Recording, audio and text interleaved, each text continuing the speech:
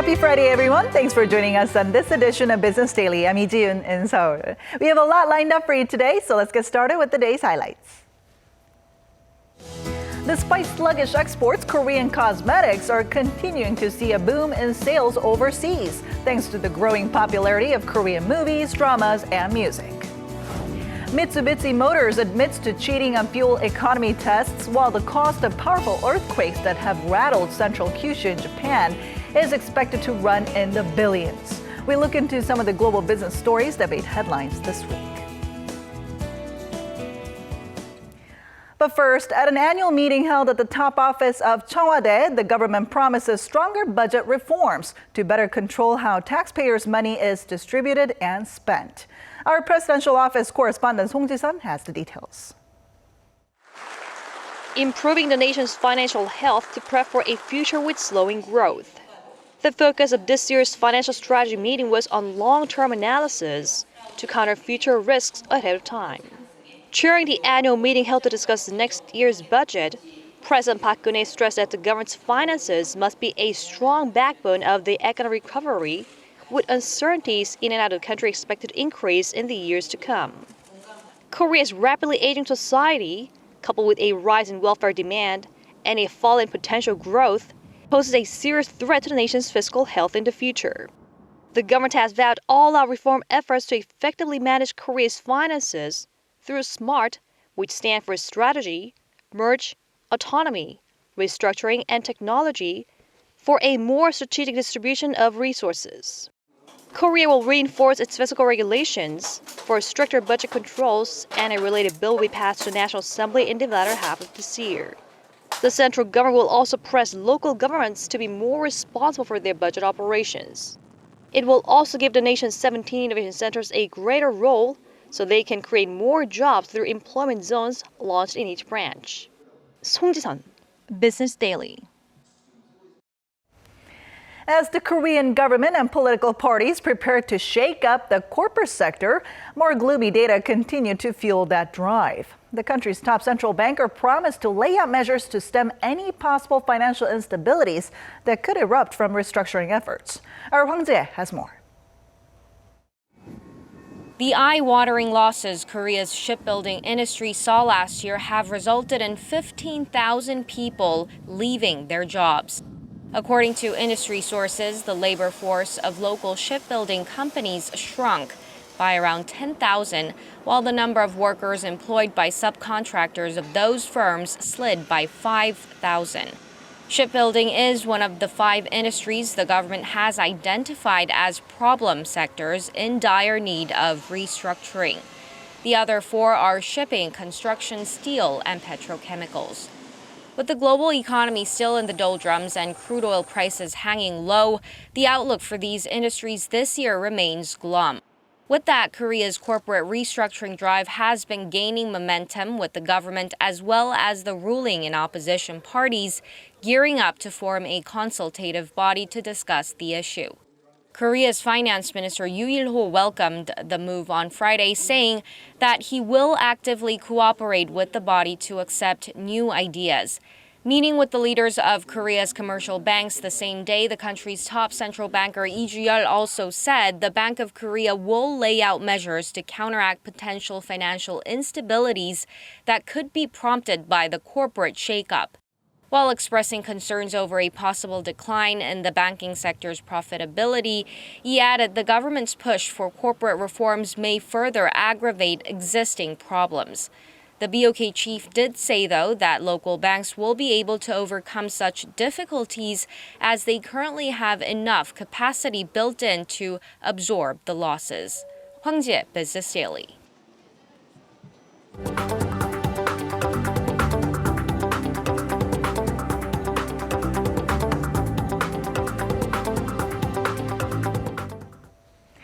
The price price of Dubai crude, the benchmark for Korea, has rebounded to over $40 a barrel, while other prices inched down on the back of a strong dollar. According to Korea National Oil Corporation, the spot price for Dubai crude traded on Thursday was $41.70 a barrel, up $2.67 from the previous day. But in New York, West Texas Intermediate for June delivery moved down $1 to $43.18 a barrel, while Brent crude closed at $44.53 a barrel, down $1.27. The slide was attributed to better than expected U.S. jobs data and comments from the European Central Bank president that triggered a rally in the dollar. And more on the ECB. The European Central Bank has left its interest rates unchanged in April, with its key rate at 0%, and its overnight deposit rate generally seen as its primary interest rate tool at minus 0.4%. At a press conference in Frankfurt on Thursday local time, ECB President Mario Draghi defended the bank's easy monetary policy, saying it is working. But Draghi added that all policy tools remain on the table and that the bank is ready for further cuts to ensure the inflation rate returns to the intended 2% target. Now, the top central banker also dismissed a growing criticism from Germany regarding the ECB's ultra-loose monetary policy, saying that the Eurozone economy would have been in a worse state had the bank not introduced the $1.9 trillion money printing scheme. The number of planes traveling within and in and out of Korea was up over 8% in the first 3 months of this year from a year earlier on the back of a surge in Chinese overseas travelers. The Ministry of Land, Infrastructure and Transport says the number of flights handled by the country reached over 176,000 in the January to March period, amounting to an average 1,900 flights per day. Of these, nearly 6,000 were Chinese aircrafts, up 39% from a year ago, and surpassing the 5,000 mark for the first time. What better way to look like your favorite K-pop star than to use the products that they've endorsed? Particularly favored by consumers from the Greater China region, Korea is continuing to see outbound shipments of its cosmetics surge. Our Lee Joo-young tells us more.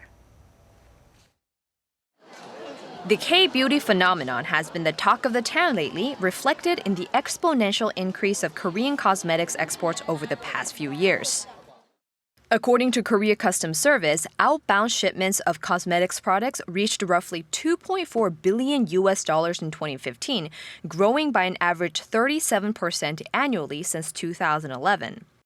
By market, China was the biggest importer, making it the top buyer for 5 years in a row, followed by Hong Kong and the U.S.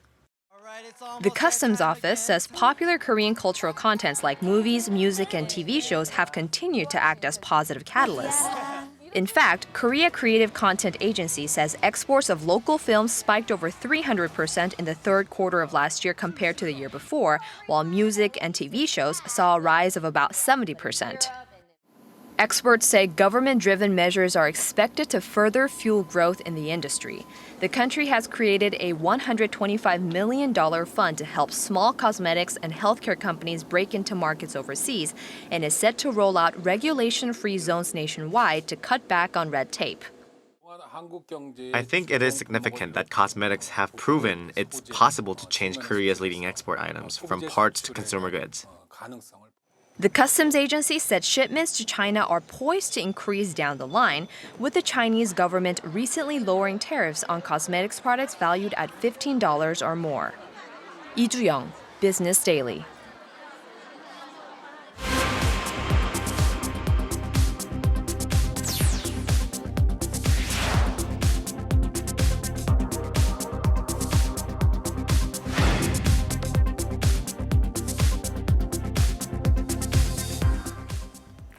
It's Friday, and you know what that means. It's time to look through some of the global business issues that made headlines this week. For that, we're now joined by our Eunice Kim in the studio. Welcome, Eunice. Hi, June. All right, so yet another scandal in the auto world, and this time it's Japan's Mitsubishi Motors. It had come out to admit that it had exaggerated the fuel economy on its vehicles. Now, how many are we talking about here?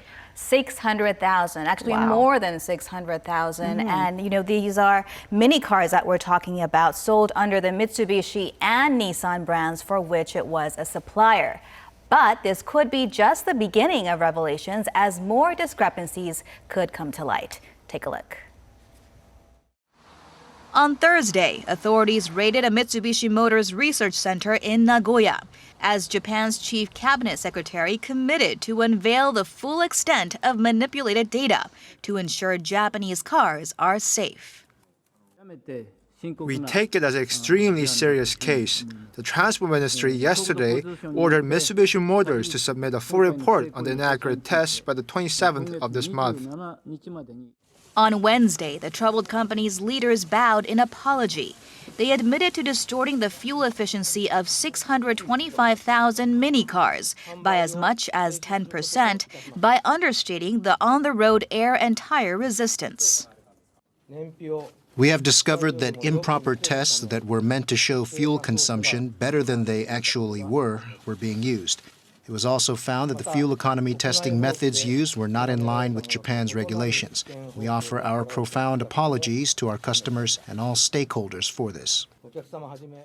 The company has not expanded on what other models were affected by its illegal testing methods.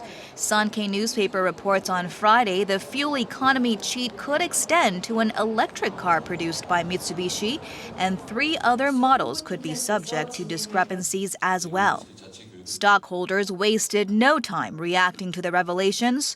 Over the past 3 days, Mitsubishi Motors' stock price has pierced through new lows, losing more than 40% of its value on this Friday.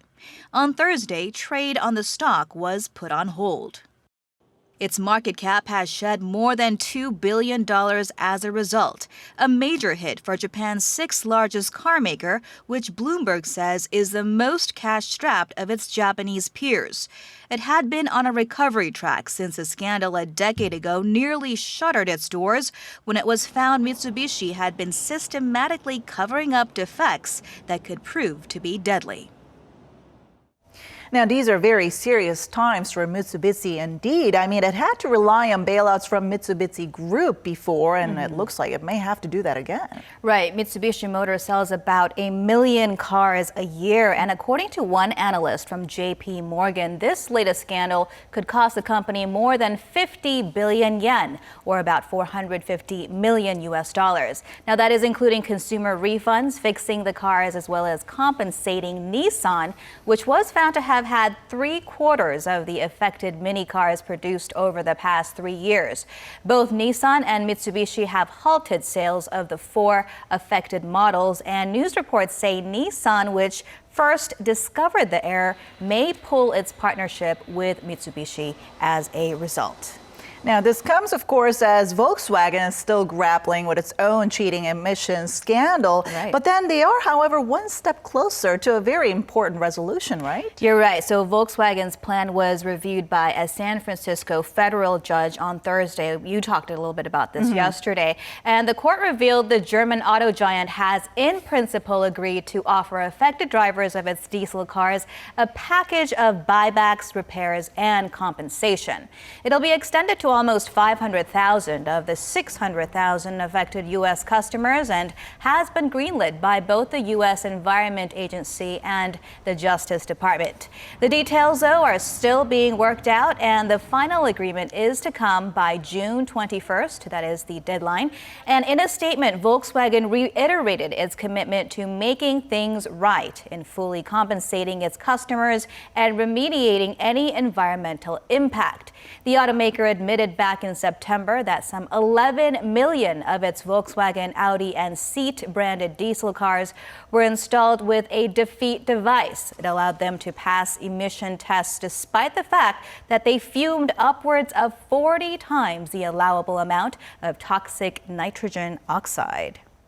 Now, returning to Japan, the country is still reeling from a string of earthquakes that rattled Kyushu over the past weekend. But do we have any cost estimates on what kind of damage the country is dealing with? Well, it is still early, but we do have some figures from Air Worldwide. This is a risk modeling company. It estimates the losses of insured property, that is industrial, commercial, and residential, will run between $1.7 billion and $2.9 billion. Now, Kyushu's Kumamoto region was hit by a magnitude 6.5 earthquake last Thursday and a more powerful magnitude 7.3 quake on Saturday, causing major infrastructure damage and leaving some 90,000 people displaced.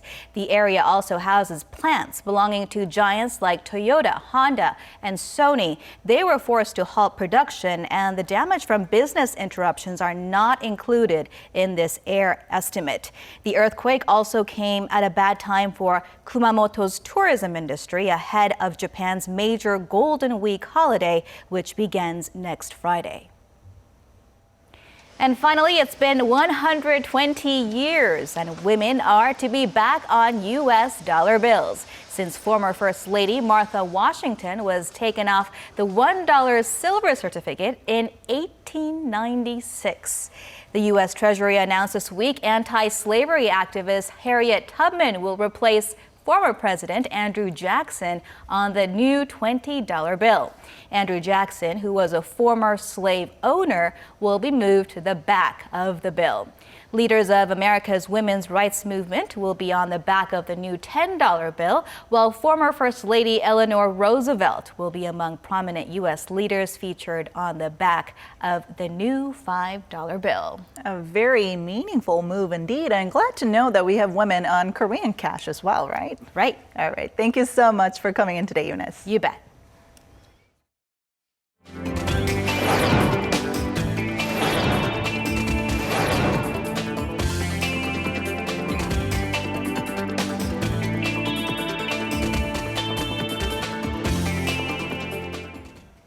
And that wraps it up for today and this week. But we'll be back next week with more, so don't forget to check back with us then. Thanks for watching, and goodbye.